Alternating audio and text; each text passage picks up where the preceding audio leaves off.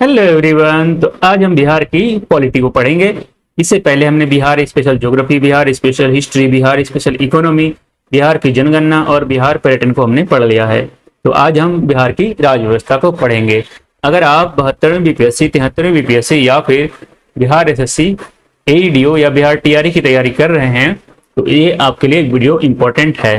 Video को last तक जरूर देखिएगा और पूरे पॉलिटी को हम कवर इसमें करेंगे, है ना। तो चलिए आज शुरू करते हैं। बिहार की शासन व्यवस्था को पढ़ेंगे। इसको हम 4 भागों में बांट के देखते हैं। पहले बिहार की राज्य की विधायिका, फिर राज्य की कार्यपालिका, फिर राज्य की न्यायपालिका और फिर स्थानीय स्वशासन को पढ़ेंगे, है ना।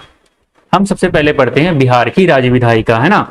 राज्यपाल बिहार की राज्य विधायिका में है, विधान परिषद है और विधानसभा है। और कार्यपालिका में है राज्यपाल, मुख्यमंत्री, मंत्रिपरिषद और प्रशासनिक अधिकारी। राज्य की न्यायपालिका में पढ़ेंगे उच्च न्यायालय, जिला न्यायालय और अधीनस्थ न्यायालय। और स्थानीय शासन में पढ़ेंगे ग्राम स्वशासन और नगरीय स्वशासन, है ना। तो हम पहले अभी पढ़ते हैं राज्य की विधायिका के बारे में। 1919 के अधिनियम द्वारा बिहार में द्विसदनीय विधायिका की स्थापना की गई। इस अधिनियम 1919 अधिनियम के द्वारा बिहार में द्विसदनीय व्यवस्था की इसमें स्थापना की गई। विधान परिषद की पहली बैठक 20 जनवरी 1913 को पटना कॉलेज के सभागार में हुई। इसी के आधार पर वर्ष 2013 में विधान परिषद का शताब्दी समारोह मनाया गया और 1935 के अधिनियम के तहत प्रांतों को स्वायत्तता दी गई। इस अधिनियम के तहत बिहार का पहला विधानसभा चुनाव 1937 में संपन्न हुआ। अगर पूछा जाए कि बिहार में विधानसभा का पहला चुनाव कब हुआ था और किस अधिनियम के तहत हुआ था, तो आपको याद रखना है 1935 अधिनियम के तहत 1937 में बिहार विधानसभा चुनाव संपन्न हुई है। बिहार में विधानसभा देख लेते हैं 1937 और फिर 1946 में। इसमें कुल सीटें 152 है और कुल 1946 में भी 152 है। कांग्रेस का उसमें 98 था, फिर कांग्रेस का इसमें भी 1946 में भी 98 सीट है। मुस्लिम इंडिपेंडेंट पार्टी का 20 है और मुस्लिम लीग का 1946 में 34 है और बाकी अदर्स जो थे वो 34 थे और अन्य इसमें 20 है 1946 में। पृथक बिहार राज्य में प्रथम विधानसभा चुनाव 1937 में हुआ, है ना। विधानसभा के लिए 152 तथा विधान परिषद के लिए 30 सीटों की व्यवस्था की गई। राज्य में 152 में से 70 निर्वाचन क्षेत्र सामान्य नागरिकों के लिए, 15 अनुसूचित जातियों, 7 अनुसूचित जनजातियों और 39 मुस्लिमों, 4 महिलाओं, 2 आंग्ल भारतीय, 2 यूरोपीय समुदाय, 13 जो थे विशिष्ट श्रेणी, व्यवसाय, उद्योग, भूस्वामी, शिक्षक आदि के लिए सुरक्षित था। चुनाव में 98 सीटों पर 98 सीटों पर कांग्रेस ने जीत हासिल दर्ज की है और कांग्रेस को सरकार बनाने का निमंत्रण राज्यपाल एमजी हेटल से मिला है। श्री कृष्ण सिंह ने कांग्रेस पार्टी के आदेश पर पद ग्रहण से पूर्व सरकार से राजनीतिक स्वायत्तता का आश्वासन मांगा था। आश्वासन नहीं मिलने पर श्री कृष्ण ने मंत्रिमंडल के गठन से इनकार कर दिया।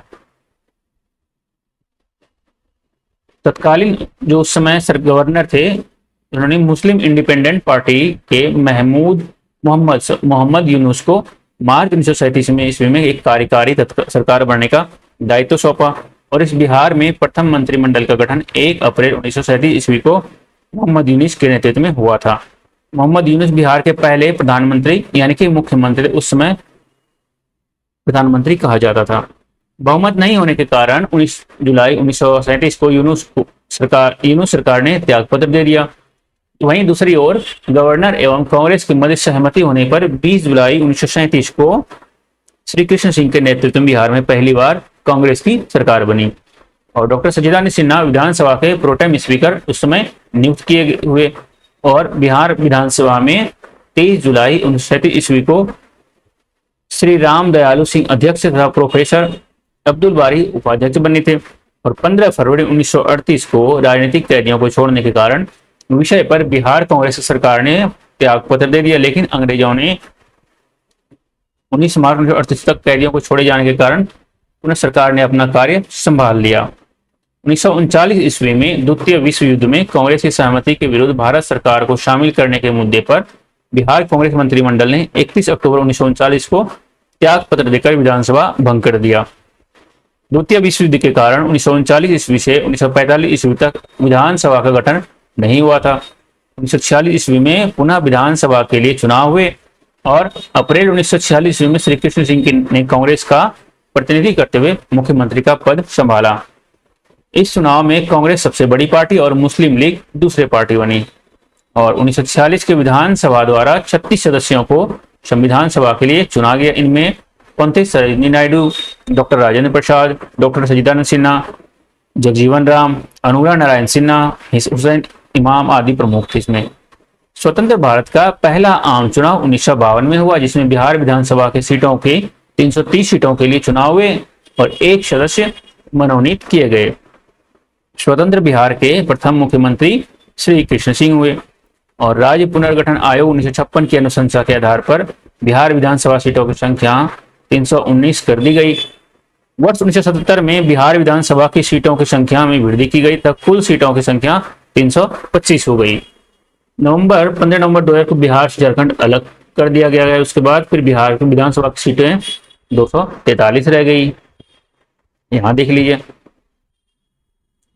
अब कुछ फैक्ट देख लेते हैं। बिहार विधान परिषद में सदस्यों की संख्या और इधर वर्ष दिया हुआ है। 1913 में विधानसभा सदस्यों की संख्या 43 थी, 37 में 30, 1952 में 72 और 1958 में 96 और 2000 ईस्वी में विधान संख्या 75 है। फिर वर्ष है बिहार विधानसभा में सदस्यों की संख्या 1937 में 152 थे, 1952 में 331 और 1970 में 325 और 2000 में 243। तो अभी वर्तमान में विधानसभा में कितने सीटें हैं आप में कमेंट करके जरूर बताइए अगर आपको पता है तो। भारतीय संविधान के भाग 6 में अनुच्छेद 152 से लेकर के अनुच्छेद 237 के अंतर्गत राज्य सरकारों एवं उनकी कार्यप्रणाली का वर्णन किया गया है। याद रखना है, अनुच्छेद 152 से अनुच्छेद 237 के अंतर्गत राज्य सरकार एवं उनकी कार्यप्रणाली का वर्णन किया गया है ना। अब हम देखते हैं विधान परिषद के बारे में। जो बिहार राज्य की विधायिका है वो 2 सदनीय है, हमने पहले बताया था आपको। इसमें एक विधान परिषद है जो उच्च सदन है या स्थायी सदन होता है, इसका विघटन कभी नहीं होता है। और बिहार विधान परिषद के गठन एवं निर्माण का वर्णन संविधान के अनुच्छेद 169 में किया गया है। संविधान के अनुच्छेद 171 में विधान परिषद की संरचना का वर्णन किया गया है। इसमें स्पष्ट किया गया है कि विधान परिषद की अधिकतम संख्या विधानसभा की 1/3 से अधिक नहीं हो सकती तथा न्यूनतम संख्या 40 से कम नहीं हो सकती। आप समझे? नहीं समझे? चलो मैं दोबारा रिपीट करता हूं। संविधान के अनुच्छेद 171 के अकॉर्डिंग विधान परिषद की संरचना का वर्णन किया गया है। अनुच्छेद 71 में विधान परिषद का संरचना का वर्णन किया है। विधानसभा और विधान परिषद आपको याद है ना, उसमें यह लिखा गया है, स्पष्ट किया गया कि विधान परिषद की जो अधिकतम संख्या होगी वो विधानसभा की 1/3 से अधिक नहीं होगी और न्यूनतम संख्या जो होगी वो 40 से कम नहीं हो सकती है। बिहार विधान परिषद में कुल सीटों की संख्या कितनी है? 75 है। विधान परिषद एक अस्थायी सदन होता है, जैसे मैंने बताया, कभी भंग नहीं होता, ये उच्च सदन इसको कहते हैं। और 1/3 सदस्य प्रति 2 वर्ष पर अवकाश ग्रहण करते हैं, यानी रिटायर हो जाते हैं। और विधान परिषद में सदस्यों का कार्यकाल 6 वर्षों का होता है और विधानसभा में 5 वर्षों का होता है ना। विधान परिषद में सदस्यों का चयन निम्नलिखित प्रकार से होता है। 1/3 सदस्य जो है वो विधानसभा सदस्यों द्वारा होता है चयन, और 1/3 सदस्य 1/3 स्थानीय निकायों द्वारा, और 1/6 सदस्य राज्यपाल द्वारा मनोनीत के द्वारा, और 1/12 सदस्य शिक्षकों द्वारा, और 1/12 सदस्य स्नातक निर्वाचकों द्वारा। अब हम विधानसभा के बारे में थोड़ा कुछ जानकारी लेते हैं। बिहार राज्य की विधायिका की निम्न सदन विधानसभा है ना। यह एक अस्थायी सदन है और प्रत्येक 5 वर्ष में विघटन होते रहता है ना। विधानसभा का वर्णन संविधान के अनुच्छेद 171 में किया गया है और विधानसभा का किस अनुच्छेद में वर्णन किया गया है? विधान परिषद का। विधानसभा का तो 170 में किया गया। अभी मैंने आपको ऊपर में बताया था कि अनुच्छेद 171 में, यहाँ देखिए, अनुच्छेद 171 में विधान परिषद की संरचना का वर्णन है और अनुच्छेद 170 में विधानसभा का वर्णन है ना। इसको याद रखना है, 171 में विधान परिषद और 170 में विधानसभा है ना। राज्य विधानसभा सीटों में सीटों की अधिकतम संख्या 500 तो न्यूनतम संख्या 60 निर्धारित है। ये 7 फरवरी 1921 को मौजूदा विधानमंडल के सभागार में प्रांतीय विधान परिषद की पहली बैठक हुई। इसी के आधार पर वर्ष 2021 में विधानसभा का शताब्दी समारोह मनाया गया। बिहार विधानसभा में सीटों की संख्या 243 है और बिहार विधानसभा सीटों में 38 अनुसूचित जाति, 2 अनुसूचित जनजाति के लिए आरक्षित है। इसके अतिरिक्त एक सीट आंग्ल भारतीय समुदाय के लिए आरक्षित थी, जिसे 104वें संविधान संशोधन द्वारा यानी 2020 अधिनियम के द्वारा इसको निरस्त कर दिया गया है ना। पहले एक सीट आंग्ल समुदाय के लिए था, लेकिन वो 104वें संविधान संशोधन के द्वारा 2020 में इसको निरस्त कर दिया गया। आपको याद रखना है। बिहार विधानसभा सदस्यों का कार्यकाल 5 वर्ष का होता है। विभिन्न परिस्थितियों में से कार्यकाल पूरा होने से पूर्व भी भंग किया जा सकता है। अब हम राज्यपाल के बारे में पढ़ते हैं। राज्य सरकार का संवैधानिक प्रमुख राज्यपाल होता है। राज्यपाल को विधायिका, कार्यपालिका, न्यायपालिका संबंधी अधिकार प्रदत्त किए जाते हैं। इन अधिकारों का उल्लेख संविधान के भाग 6 में किया गया है। राज्यपाल की नियुक्ति राष्ट्रपति द्वारा किया जाता है। राज्यपाल का कार्यकाल 5 वर्षों का होता है, किंतु वह राष्ट्रपति के प्रसाद पर्यंत पद धारण कर सकता है, यानी राष्ट्रपति उससे पहले भी उसे हटा सकते हैं। राज्यपाल की जो शर्तें हैं वो है भारत के नागरिक होना चाहिए और 35 वर्ष मिनिमम उसका होना चाहिए। अब राज्यपाल की कुछ शक्तियों को देखते हैं, उनके पास क्या क्या शक्तियां हैं। कार्यपालिका संबंधी शक्तियां हैं उनके पास, जैसे राज्यपाल मुख्यमंत्री, मंत्रियों सहित महाधिवक्ता, राज्य के लोक सेवा आयोग के अध्यक्ष व सदस्यों को और अन्य उच्च अधिकारियों की नियुक्ति करते हैं। और व्यवस्थापिका संबंधी जो राज्यपाल की शक्तियां उसको भी देखते हैं। राज्यपाल विधानमंडल की बैठक को बुलाता है, स्थगित कर सकता है या फिर विधानसभा को विघटित भी कर सकता है। कोई भी विधेयक तब तक कानून नहीं बन सकता जब तक कि राज्यपाल उस पर अपनी स्वीकृति ना दे दे। यदि विधानमंडल का अधिवेशन नहीं चल रहा है तो आवश्यकता पड़ने पर वह अध्यादेश जारी कर सकते हैं। और वित्त संबंधी जो है, राज्यपाल की पूर्व स्वीकृति से ही राज्य विधानसभा में वित्त विधेयक प्रस्तुत किया जा सकता है ना। न्याय संबंधी में देखते हैं। उच्च न्यायालय के न्यायाधीशों की नियुक्ति के मामले में राष्ट्रपति राज्यपाल से सलाह लेता है। राज्यपाल अपराधियों की सजा को कम कर सकता है या क्षमा कर सकते हैं। आपातकाल संबंधी देखते हैं। राज्य में वैधानिक रूप से शासन चलाने की संभावना न होने पर संविधान की धारा 356 के अधीन वह राष्ट्रपति को आपातकाल घोषित करने या राज्य में राष्ट्रपति शासन लागू करने के परामर्श दे सकता है।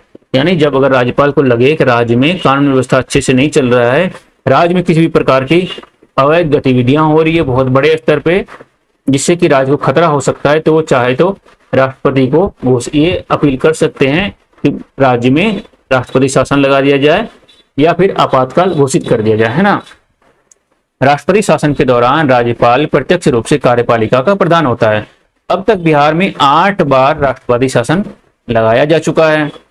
विवेक अधिकारित कुछ अधिकार हैं, जैसे राज्यपाल अधिकतर कार्य मंत्रिमंडल के परामर्श से करता है, लेकिन कुछ कार्य जैसे विधेयकों की स्वीकृति देने में, विधानसभा भंग करने में, मुख्यमंत्री की नियुक्ति करने में, विधानसभा में किसी दल को स्पष्ट बहुमत न होने पर अपने विवेक से निर्णय करता है।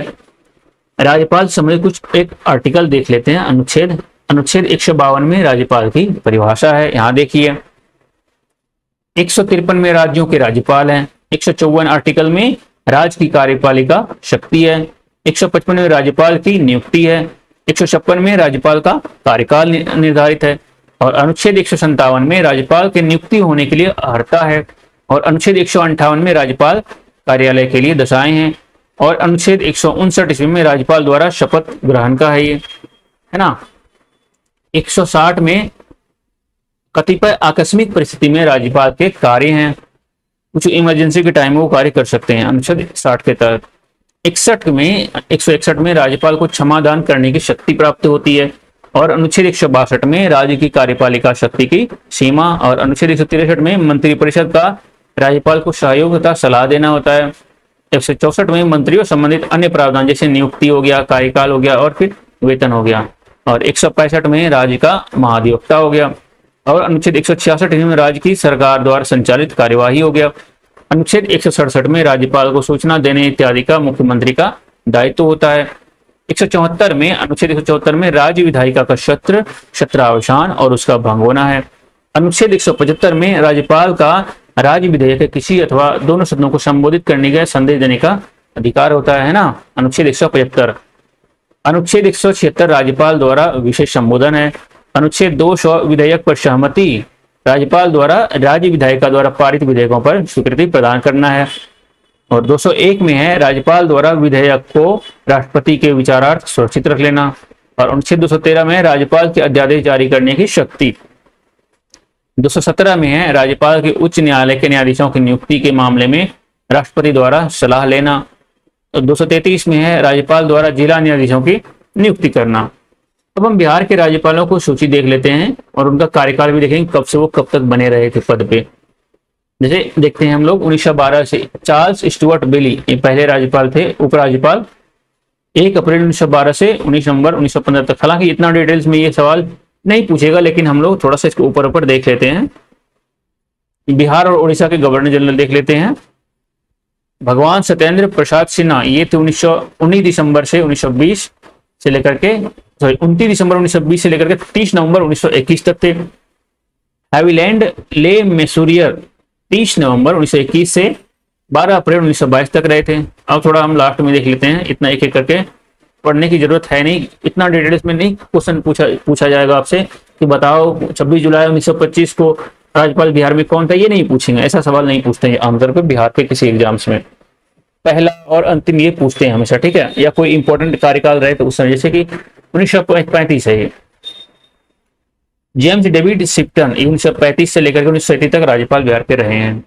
बिहार के गवर्नर या राज्यपाल देखते हैं 1935 में, ये तो अभी मैंने बताया, जेम्स डेविड शिप्टन 1935 से लेकर के 1937 तक थे। और 1946 में देख लेते हैं सर ह्यूग डो 1946 से लेकर के 14 अगस्त 1947 तक बिहार के राज्यपाल या फिर गवर्नर थे। स्वतंत्रता पश्चात बिहार के राज्यपालों की सूची देख लेते हैं। 15 अगस्त 1947 से लेकर के 11 जनवरी 1948 तक जयराम दास दौलत राम ये बिहार के राज्यपाल थे। माधव श्री हरि अन्ने 12 जनवरी 1948 से 14 जून 1952 तक ये राज्यपाल रहे थे। अब हम अंतिम में देख लेते हैं, उतना डिटेल्स में एक एक करके सबको इतना याद करना पॉसिबल भी नहीं है और एग्जाम में क्वेश्चन यहाँ से पूछा भी नहीं जाता है ना। वर्तमान में देख लेते हैं, लेफ्टिनेंट जनरल सैयद अता हसनैन ये रिटायर्ड है, 14 मार्च 2026 से लेकर के अभी पद पर तैनात है। इससे पहले थे आरिफ मोहम्मद खां 2 जनवरी 1925 से लेकर के 13 मार्च 1926 तक रहे थे पद पे। ये जाकिर हुसैन एवं रामनाथ कोविंद बिहार के ऐसे 2 राज्यपाल रहे हैं जो आगे चलकर भारत के राष्ट्रपति बने। कौन? जाकिर हुसैन और रामनाथ कोविंद। श्री लेफ्टिनेंट जनरल सैयद अता हसनैन रिटायर्ड स्वतंत्र बिहार के 43वें राज्यपाल हैं। किसमें? 43वें राज्यपाल हैं, ठीक है, 43rd ये राज्यपाल हैं। इसका अर्थ पदासीन शब्द है, इसका अर्थ है उस समय राज्यपाल का पद खाली था एवं जब पद खाली हो तो राज्य के उच्च न्यायालय के न्यायमूर्ति उस राज्य के राज्यपाल का कार्यभार संभाल सकते हैं। अब हम पढ़ेंगे मुख्यमंत्री के बारे में, है ना। राज्य की कार्यपालिका का वास्तविक प्रधान जो होते हैं वो मुख्यमंत्री होते हैं। मुख्यमंत्री की अध्यक्षता में मंत्रिपरिषद का गठन होता है जो अनुच्छेद 163 के तहत राज्यपाल को सहयोग प्रदान करते हैं। अनुच्छेद 164 के तहत मुख्यमंत्री की नियुक्ति राज्यपाल करते हैं। मुख्यमंत्री विधानसभा में बहुमत दल के नेता को चुना जाता है। मुख्यमंत्री को पद एवं गोपनीयता की शपथ राज्यपाल दिलाते हैं। मुख्यमंत्री का कार्यकाल निश्चित नहीं होता है, लेकिन सामान्य तौर पर ये 5 वर्षों का माना जाता है, लेकिन बहुमत की स्थिति के अनुसार कार्यकाल का निर्धारण राज्यपाल करते हैं। मुख्यमंत्री राज्य में देश के प्रधानमंत्री के समान होता है, यानी जितना प्रधानमंत्री को पूरे देश में ताकत होता है उतना ताकत राज्यपाल बिहार के मुख्यमंत्री को बिहार के लिए होता है। मुख्यमंत्री मंत्रिपरिषद एवं मंत्रिमंडल की बैठक की अध्यक्षता करते हैं और राज्य के विकास के लिए उत्तरदायित्व का निर्वहन करते हैं। हम बिहार के मुख्यमंत्री की एक बार सूचना देख लेते हैं। तो ये मोहम्मद यूनुस है, 1 अप्रैल 1937 से लेकर के 19 जुलाई 1937 तक। उसके बाद फिर श्री कृष्ण सिंह है, 20 जुलाई 1937 से लेकर के 31 अक्टूबर 1939 तक हैं। अब हम कृष्ण सिंह फिर 2 अप्रैल 1946 से 31 जनवरी 1961 तक बिहार के मुख्यमंत्री रहे हैं। अब देख लेते हैं थोड़ा राष्ट्रपति शासन पहली बार जब हुआ था उस समय मुख्यमंत्री कौन थे? सरदार हरिहर सिंह, 26 फरवरी 1969 को। नेक्स्ट हम लोग देखते हैं राष्ट्रपति शासन दूसरी बार जब लगा उस समय बिहार के मुख्यमंत्री कौन थे? तो दारोगा प्रसाद राय, 16 फरवरी 1970 तक थे। इससे पहले राष्ट्रपति यहाँ पे लगा था 1969 से 1970 तक। तीसरी बार राष्ट्रपति शासन जब लगा वो 9 जनवरी 1972 से 19 मार्च 1972 तक लगा था। अब हम इतना डिटेल्स में नहीं पूछा जा सकता है। नीतीश कुमार के कार्यकाल में भी लगा है राष्ट्रपति शासन, देखिए यहाँ पर 8वीं बार, 7 मार्च 2005 से लेकर के 24 नवंबर 2005 तक, है ना। वर्तमान में अब मुख्यमंत्री देख लेते हैं। सम्राट चौधरी 15 अप्रैल 2026 से अभी पद पर हैं, ठीक है। बिहार में शासन में बिहार के प्रथम मुख्यमंत्री मोहम्मद यूनुस, तो मैंने ये तो पहले भी बताया था, 1937 में बने थे। स्वतंत्र बिहार के प्रथम मुख्यमंत्री श्री कृष्ण सिंह हैं। बिहार के प्रथम हरिजन मुख्यमंत्री भोला पासवान शास्त्री। बिहार के प्रथम निर्दलीय यानी गैर कांग्रेसी मुख्यमंत्री महामाया प्रसाद सिन्हा। बिहार के प्रथम मुख्यमंत्री मुस्लिम मुख्यमंत्री अब्दुल गफूर थे। बिहार की प्रथम महिला मुख्यमंत्री श्रीमती राबड़ी देवी थी। और बिहार के सर्वाधिक कार्यकाल वाले मुख्यमंत्री श्री नीतीश कुमार हैं। और बिहार में भारतीय जनता पार्टी के प्रथम मुख्यमंत्री सम्राट चौधरी हैं। ये सम्राट चौधरी व्यक्ति के रूप में 24वें, क्रम के रूप में 42वें मुख्यमंत्री हैं। अब हम बिहार में जुडिशियल को देख लेते हैं, न्यायपालिका को देख लें। राज्य की न्याय की व्यवस्था में उच्च न्यायालय का पटना का शीर्ष यहाँ पे स्थान है। पटना उच्च न्यायालय का गठन भारत सरकार अधिनियम 1909 के अंतर्गत 3 फरवरी 1916 को किया गया है। पटना के उच्च न्यायालय के जो प्रथम मुख्य न्यायाधीश सर एडवर्ड मेनार्ड डेस चैम्प्स केमियर थे। बहुत बड़ा नाम है, सर एडवर्ड मेनार्ड डेस चैम्प्स केमियर थे। और पटना उच्च के न्यायालय के वर्तमान मुख्य न्यायाधीश संगम कुमार साहू थे। अभी पटना उच्च न्यायालय में मुख्य न्यायाधीश सहित 53 स्वीकृत पद है यहाँ पे न्यायाधीश का। उच्च न्यायालय के न्यायाधीशों की नियुक्ति राष्ट्रपति द्वारा की जाती है। हाईकोर्ट के जो जज हैं इसकी राष्ट्रपति द्वारा की जाती है। यह नियुक्ति भारत के मुख्य न्यायाधीश, सीजीआई एवं संबंधित राज्य के राज्यपाल के परामर्श से की जाती है। उच्च न्यायालय के मुख्य न्यायाधीश को शपथ एवं संबंधित राज्य के राज्यपाल द्वारा दिलाया जाता है। उच्च न्यायालय के न्यायाधीशों की योग्यता क्या क्या है वो भी देख लेते हैं थोड़ा सा हम। उच्च न्यायालय के न्यायाधीशों की योग्यता, सबसे पहली जो योग्यता है वो तो भारत के नागरिक होने चाहिए। उसे भारत की न्यायिक कार्य में कम से कम 10 वर्ष का अनुभव होनी चाहिए, या फिर वह उच्च न्यायालय या न्यायालय में लगातार 10 वर्ष तक अधिवक्ता रह चुके हो। उच्च न्यायालय के न्यायाधीशों की 62 वर्ष की आयु तक पद पर बने रहने की समय अवधि है उसकी।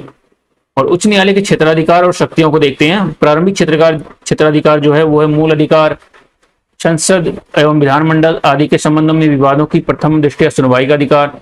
रिट क्षेत्राधिकार अनुच्छेद 226 के तहत उच्च न्यायालय नागरिकों के मौलिक अधिकारों का रक्षक होता है। रिट क्षेत्राधिकार में अपीलीय क्षेत्राधिकार, उच्च न्यायालय एक अपीलीय न्यायालय होता है। यहाँ राज्य के अधीनस्थ न्यायालयों के विरुद्ध अपीलों की सुनवाई की जाती है। पर्यवेक्षीय क्षेत्राधिकार, उच्च न्यायालय इसके तहत अपने अधीनस्थ न्यायालयों की गतिविधियों की समीक्षा कर सकता है। अधीनस्थ न्यायालयों पर नियंत्रण, अधीनस्थ न्यायालयों में न्यायाधीशों की नियुक्ति, पदोन्नति आदि का अधिकार रहता है। अभिलेख न्यायालय, उच्च न्यायालय एक अभिलेख न्यायालय होता है। उच्च न्यायालय द्वारा दिए गए निर्णय अभिलेख एवं साक्ष्य के तौर पर रखा जाता है। उच्च न्यायालय को न्यायिक अवमानना के आधार पर दंड देने का भी अधिकार होता है। अब देखिए न्यायिक पुनरावलोकन, अनुच्छेद 13 एवं अनुच्छेद 226 के तहत उच्च न्यायालय केंद्र सरकार एवं राज्य सरकार के अधिनियमों एवं कार्यकारी आदेशों की संवैधानिकता की जांच कर सकता है। बिहार के न्यायिक व्यवस्था में उच्च न्यायालय के बाद जिला एवं अनुमंडल स्तर पर अधीनस्थ न्यायालय है। जिला न्यायाधीशों की नियुक्ति राज्यपाल द्वारा उच्च न्यायालय के परामर्श से अनुच्छेद 233 के तहत किया जाता है। अब हम देखते हैं स्थानीय स्वशासन, पंचायती राज व्यवस्था। स्वतंत्रता उपरांत के ही 1940 में बिहार में पंचायती राज व्यवस्था के संबंध में अधिनियम बनाया गया है। 73वें संविधान संशोधन के आलोक में बिहार सरकार ने बिहार पंचायती राज अधिनियम 1952 लागू किया और इस अधिनियम के माध्यम से भारतीय संविधान में पंचायत शीर्षक से एक नया भाग 9 जोड़ा गया, जिसमें अनुच्छेद 243 से 243 तक के प्रावधान शामिल किए गए हैं। इसके अतिरिक्त संविधान में एक नई 11वीं अनुसूची भी जोड़ी गई, जिसमें 29 विषयों को सम्मिलित किया गया जो पंचायतों के अधिकार क्षेत्र के अंतर्गत आते हैं। ये बलवंत राय मेहता की सिफारिश के अनुरूप त्रिस्तरीय व्यवस्था 2001 ईस्वी से कार्यरत हुई। पंचायती राज व्यवस्था को और अधिक सशक्त बनाने के लिए बिहार पंचायत राज अधिनियम 2006 लागू किया गया। बिहार पंचायत राज अधिनियम 2006 के मुख्य प्रावधान क्या क्या हैं? पंचायती राज के 3 स्तर है, ग्राम पंचायत, पंचायत समिति और जिला परिषद होंगे। महिलाओं के लिए सभी स्तरों पर 50% का आरक्षण यहाँ पे है। पिछड़े वर्ग को सभी स्तरों पर एवं पदों पर अधिकतम 20% आरक्षण का लाभ मिलेगा और अनुसूचित जाति अनुसूचित जनजाति वर्ग को सभी स्तरों पर जनसंख्या के अनुपात में आरक्षण प्राप्त होगा।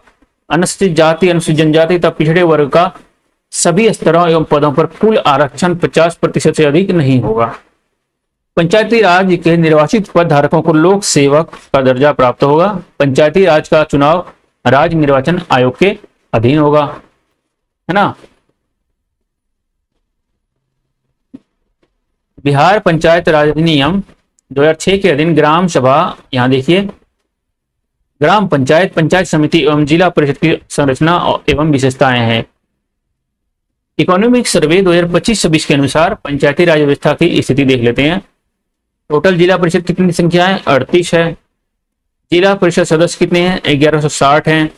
पंचायत समिति की संख्या 534। पंचायत समिति सदस्य 11,094। ग्राम पंचायत कितने हैं? 8,053। ग्राम पंचायत सदस्य कितने हैं? 1,09,321 है। अब हम देखते हैं ग्राम सभा। ये पंचायती राज के अधीन सबसे बड़ी सभा होती है। ग्राम सभा में गांव के सभी मतदाता इसके सदस्य, ये क्वेश्चन पूछा था कि ग्राम सभा में कौन कौन से इसके सदस्य होते हैं। गांव के सभी मतदाता इसके सदस्य होते हैं। जो मतदाता नहीं है वो ग्राम सभा के सदस्य नहीं होंगे। ग्राम सभा की बैठक के लिए 2 बैठकों के बीच का अंतराल 3 माह से अधिक का नहीं होगा। 1 वर्ष में 4 बैठक अनिवार्य है। ग्राम सभा की बैठक का आयोजन मुखिया द्वारा कराया जाता है। ग्राम सभा का कोरम गणपूर्ति कुल सदस्यों का 1/20 होता है। अब थोड़ा सा यहाँ पे देख लेते हैं बिहार में महिला आरक्षण एक बार देख लेते हैं। ये क्षेत्र इसकी है, ये आरक्षण का प्रतिशत और फिर वर्ष है। पंचायती राज संस्था में 50% आरक्षण, कब से? 2006 से। प्रारंभिक शिक्षक नियुक्ति में 50%, कब से? 2006 से। नगर निकाय में भी 50% 2007 से। बिहार पुलिस में 35%, कब? 2013 से आरक्षण है। और अन्य सरकारी सेवाओं में 35% 2016 से, और उच्च शिक्षण संस्थान में 33% 2021 से, है ना। ग्राम सभा की प्रत्येक बैठक की अध्यक्षता संबंध ग्राम पंचायत के मुखिया द्वारा की जाती है तथा उनकी अनुपस्थिति में उप मुखिया द्वारा। ग्राम सभा का मुख्य कृत्य कार्य विकासात्मक कार्यों में सहयोग देना, लाभुकों की पहचान करना, अंशदान देना, सौहार्द बढ़ाना तथा निगरानी समिति द्वारा कार्य का पर्यवेक्षण करना, है ना। अब देखते हैं ग्राम पंचायत। निर्वाचित मुखिया होते हैं, उप मुखिया और वार्ड सदस्यों को मिलाकर 7,000 की जनसंख्या पर एक ग्राम पंचायत का गठन होता है। ग्राम पंचायत का कार्यकाल 5 वर्ष का होता है। ग्राम पंचायत का चुनाव उसके विघटन के 6 माह के अंदर पूरा कर लिया जाएगा। मुखिया, इनका चुनाव प्रत्यक्ष मतदान का होता है। उप मुखिया का चुनाव वार्ड सदस्यों के बहुमत द्वारा अप्रत्यक्ष चुनाव से होता है। बराबर बहुमत होने की स्थिति में परिणाम में लॉटरी द्वारा होती है। वार्ड सदस्य के लिए एक वार्ड का चुनाव प्रत्यक्ष मतदाता द्वारा होता है। प्रत्येक 500 जनसंख्या पर एक वार्ड सदस्य का निर्वाचन होता है। मुखिया एवं उप मुखिया अपना त्याग पत्र जिला पंचायती राज पदाधिकारी को स्वयं लिखकर दे सकता है। वार्ड सदस्य अपना त्याग पत्र स्वयं लिखकर मुखिया को दे सकता है, जिसके 7 दिन बाद उसका पद रिक्त हो जाएगा। ग्राम पंचायत की बैठक के लिए गणपूर्ति सदस्यों की कुल संख्या की आधी होती है। ग्राम कचहरी देख लेते हैं। प्रत्येक ग्राम पंचायत के क्षेत्र में न्यायिक कृत्यों के लिए एक ग्राम कचहरी होती है। ग्राम कचहरी का प्रधान सरपंच होता है, जो प्रत्यक्ष मतदान द्वारा निर्वाचित होता है, और ग्राम पंचायत के सभी वार्ड से एक पंच सदस्य प्रत्यक्ष मतदान द्वारा निर्वाचित होता है। निर्वाचित पंच सदस्य एवं सरपंच अपने में से एक उप सरपंच का चुनाव अप्रत्यक्ष मतदान द्वारा करते हैं। प्रत्येक ग्राम कचहरी की सहायता के लिए एक सचिव एवं न्याय मित्र की नियुक्ति की जाती है। सरपंच एवं उप सरपंच अपना त्याग पत्र जिला पंचायती राज पदाधिकारी को स्वलिखित आवेदन देकर करते हैं। ग्राम कचहरी का कोई पंच अपना त्याग पत्र स्वलिखित आवेदन द्वारा सरपंच को देते हैं। इकोनॉमिक सर्वे 2024-25 के अनुसार ग्राम कचहरी सदस्य 1,09,321 तथा न्याय मित्र 5,826 है। पंचायत समिति प्रखंड स्तर पर होती है ये, और प्रत्येक 5,000 जनसंख्या पर एक पंचायत समिति होती है। ये मिनिमम कैप है, ठीक है। मिनिमम 5,000 की जनसंख्या होगी तब एक पंचायत समिति सदस्य का निर्वाचन होता है। ये पंचायत समिति सदस्यों का निर्वाचन प्रत्यक्ष मतदान द्वारा होता है। पंचायत समिति सदस्य निर्वाचन उपरांत अपने सदस्यों में से प्रमुख एवं उप प्रमुख का चुनाव करते हैं। प्रमुख एवं उप प्रमुख का चुनाव पंचायत समिति सदस्यों द्वारा अप्रत्यक्ष मतदान द्वारा किया जाता है। प्रमुख पंचायत समिति की बैठक की अध्यक्षता करते हैं। और प्रमुख अपना त्याग पत्र लिखित रूप में अनुमंडल दंडाधिकारी को देते हैं। ये उप प्रमुख अपना त्याग पत्र स्वलिखित रूप में प्रमुख को देते हैं। पंचायत समिति का सदस्य अपना त्याग पत्र स्वलिखित रूप में प्रमुख को देते हैं, ये है ना। अब हम पढ़ते हैं जिला परिषद के बारे में। जिला स्तर पर जिला परिषद होती है। जिला परिषद ग्राम पंचायत एवं पंचायत समितियों के लिए निर्धारण एवं मार्गदर्शन का काम करती है ना। एक मिनट के लिए थोड़ा पानी पी लेता हूं मैं।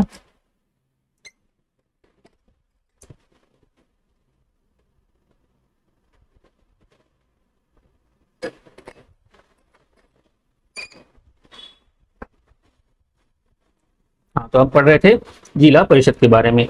जिला स्तर पर जिला परिषद होती है और जिला परिषद ग्राम पंचायत एवं पंचायत समितियों के लिए निर्धारण एवं मार्गदर्शन का काम करती है। ये जिला परिषद के सदस्य लगभग 50,000 की जनसंख्या पर प्रत्यक्ष मतदान द्वारा चुने जाते हैं। जिला परिषद के निर्वाचित सदस्य अपने में से एक अध्यक्ष एवं एक उपाध्यक्ष का चुनाव अप्रत्यक्ष मतदान के द्वारा करते हैं। यहाँ पे अध्यक्ष अपना त्याग पत्र स्वलिखित रूप में जिला दंडाधिकारी को देता है और उपाध्यक्ष अपना त्याग पत्र लिखित रूप में स्वलिखित रूप में अध्यक्ष को देता है। जिला परिषद सदस्य अपना त्याग पत्र अध्यक्ष को देता है। पंचायती राज के सभी जनप्रतिनिधियों के निर्वाचन एवं त्याग पत्र की विधि। मुखिया निर्वाचन ये प्रत्यक्ष होता है और त्याग पत्र जिला पंचायती राज पदाधिकारी को दे सकते हैं लिख करके। उप मुखिया अप्रत्यक्ष होते हैं, निर्वाचन इसका जिला पंचायती राज पदाधिकारी त्याग पत्र दे सकते हैं। वार्ड सदस्य ये प्रत्यक्ष निर्वाचन के द्वारा चयन होता है इसका, और मुखिया को ये त्याग पत्र अपना दे सकते हैं। प्रमुख इसका निर्वाचन भी अप्रत्यक्ष होता है, अनुमंडल दंडाधिकारी को ये अपना त्याग पत्र दे सकते हैं। और उप प्रमुख अप्रत्यक्ष इसका निर्वाचन होता है और ये प्रमुख को अपना रिजाइन पत्र दे सकते हैं। और पंचायत समिति सदस्य ये भी प्रत्यक्ष चुनाव से होते हैं और प्रमुख को इससे अपना त्याग पत्र दे सकते हैं। जिला परिषद अध्यक्ष ये जिला दंडाधिकारी को अपना त्याग पत्र दे सकते हैं, अभी मैंने पीछे भी बताया था। और इसका जो चुनाव होता है वो अप्रत्यक्ष होता है। जिला परिषद उपाध्यक्ष ये अप्रत्यक्ष इसका चुनाव होता है। जिला परिषद अध्यक्ष के द्वारा इसको त्याग पत्र दिया जाता है ना। जिला परिषद सदस्य जो है ये प्रत्यक्ष इसका चुनाव होता है और जिला परिषद अध्यक्ष को ये अपना त्याग पत्र दे सकते हैं। ये सरपंच का चुनाव प्रत्यक्ष होता है और जिला पंचायती राज पदाधिकारी को ये अपना त्याग पत्र दे सकते हैं। उप सरपंच जो होते हैं ये भी उपचुनाव ये अप्रत्यक्ष चुनाव के अंदर निर्वाचन के द्वारा आते हैं और जिला पंचायती राज पदाधिकारी को ये अपना त्याग पत्र दे सकते हैं। और पंच जो होते हैं इसका भी प्रत्यक्ष चुनाव होता है और सरपंच को अपना त्याग पत्र दे सकते हैं। नगरीय प्रशासन, नगरीय क्षेत्र में स्थानीय सुविधाओं के उद्देश्य से नगर पालिका गठन किया गया है। 74वें संविधान संशोधन अधिनियम 1992 के द्वारा बिहार में नगर निगम, नगर परिषद और नगर पंचायत के लिए बिहार नगर पालिका अधिनियम लागू किया गया। इसके तहत संविधान के भाग 9 का में शामिल किया गया, जिसमें अनुच्छेद 243 से 243 ZG तक के प्रावधान सम्मिलित हैं। संविधान में 12वीं अनुसूची भी जोड़ी गई, जिसमें 18 कार्यकारी विषय वस्तुओं का उल्लेख किया गया है। बिहार नगर पालिका अधिनियम 2007 में शहरी स्वशासन की त्रिस्तरीय संरचना यानी नगर पंचायत, नगर परिषद एवं नगर निगम का प्रावधान किया गया। नगर निकाय में प्रत्यक्ष निर्वाचन द्वारा 5 वर्षों के लिए सदस्यों का चयन किया जाता है। इसमें भी पंचायती राज व्यवस्था के प्रावधानों के अनुसार ही आरक्षण की व्यवस्था की गई है ना। अब हम देखते हैं नगरीय स्वशासन। बिहार में नगर पालिका अधिनियम 2007 में शहरी स्वशासन हेतु त्रिस्तरीय संरचना का प्रावधान किया गया है। नगर पंचायत, नगर परिषद तथा नगर निगम। नगर निकाय के सदस्यों का निर्वाचन प्रत्यक्ष मतदान द्वारा किया जाता है। इनका कार्यकाल 5 वर्ष का होता है। वर्तमान में बिहार में कुल निकायों की संख्या 264 है। नगर निगम 19 है, नगर परिषद 89 है और नगर पंचायत 156 है। अब हम पढ़ते हैं राज्य वित्त आयोग के बारे में, है ना। 73वें संविधान संशोधन द्वारा जोड़े गए भाग 9 के अनुच्छेद 243 I में राज्य वित्त आयोग के गठन का प्रावधान है। भाग 9 में अनुच्छेद 243 में राज्य वित्त आयोग के गठन का प्रावधान है। 73वें संविधान संशोधन के द्वारा इसको जोड़ा गया है। राज्य वित्त आयोग का गठन राज्यपाल द्वारा 5 वर्षों के लिए किया जाता है। यह आयोग पंचायतों की वित्तीय स्थिति की समीक्षा करता है और वित्त संबंधी अनुशंसा करता है। राज्य के महाधिवक्ता के बारे में अब हम पढ़ते हैं ना। संविधान के अनुच्छेद 165 में महाधिवक्ता का प्रावधान है। महाधिवक्ता राज्य का सर्वोच्च विधि अधिकारी होता है ना, जिसकी नियुक्ति राज्यपाल के द्वारा की जाती है और महाधिवक्ता राज्यपाल के प्रसाद पर्यंत पद धारण करते हैं। वर्तमान में श्री प्रशांत कुमार शाही बिहार के महाधिवक्ता हैं। महाधिवक्ता राज्य सरकार को विधि संबंधी सलाह देता है। महाधिवक्ता विधानमंडल के दोनों सदनों में भाग ले सकता है, बोल सकता है। सदन में उन्हें मताधिकार का अधिकार नहीं होता है। अब हम प्रशासनिक व्यवस्था को देखते हैं।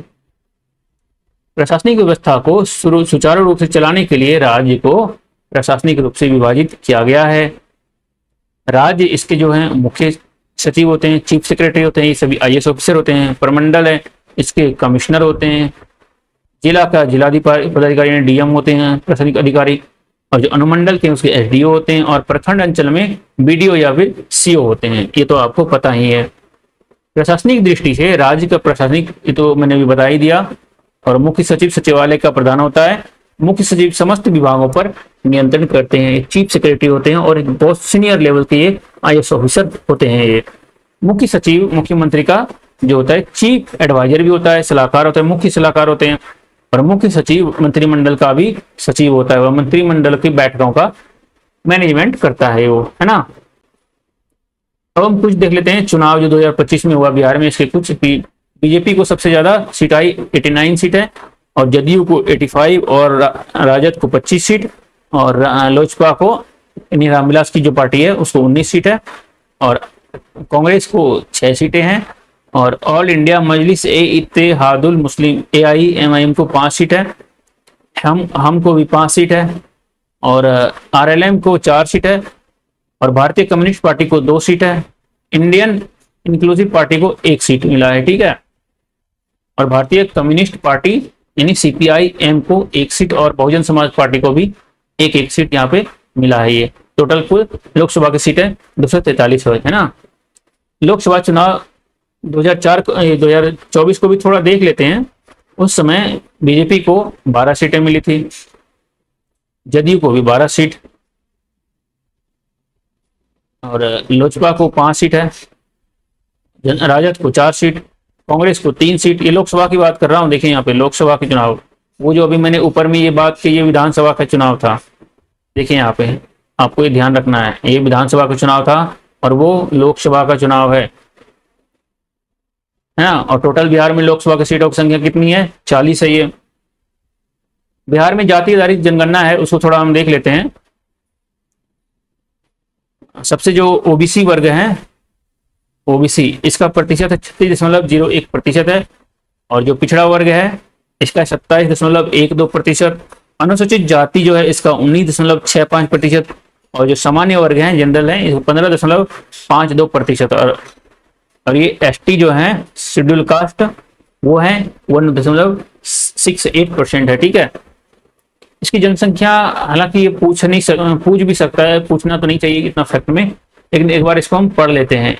बिहार की में जो ओबीसी की जनसंख्या है 4,70,00,000 है, ठीक है। और ये पिछड़ा वर्ग की है, ये अनुसूचित जाति की है। हालांकि इतना डिटेल में पूछेगा नहीं, लेकिन आप एक नजर देख लीजिएगा, है ना। अभी बिहार में धर्म का प्रतिशत जिसे देखते हैं, हिंदू धर्म 81.9% है, मुस्लिम 17.7% है और बौद्ध 0.085% है, ईसाई 0.05% और सिख 0.011% है ना। और जैन जो है वो 0.009% है। तो फ्रेंड्स, आज हमारा बिहार पॉलिटी यानी बिहार की जो राज व्यवस्था है वो समाप्त हो गई है। आप उम्मीद करते हैं कि पूरी वीडियो को आपने बहुत ध्यान से देखा होगा और अपने चैनल को सब्सक्राइब जरूर कर लिया होगा, वीडियो को लाइक भी जरूर किया होगा। तो अब हम नेक्स्ट वीडियो में जो पढ़ेंगे वो बिहार की आर्ट एंड कल्चर को पढ़ेंगे, है ना। आज के लिए इतना ही रखते हैं। बहुत बहुत धन्यवाद।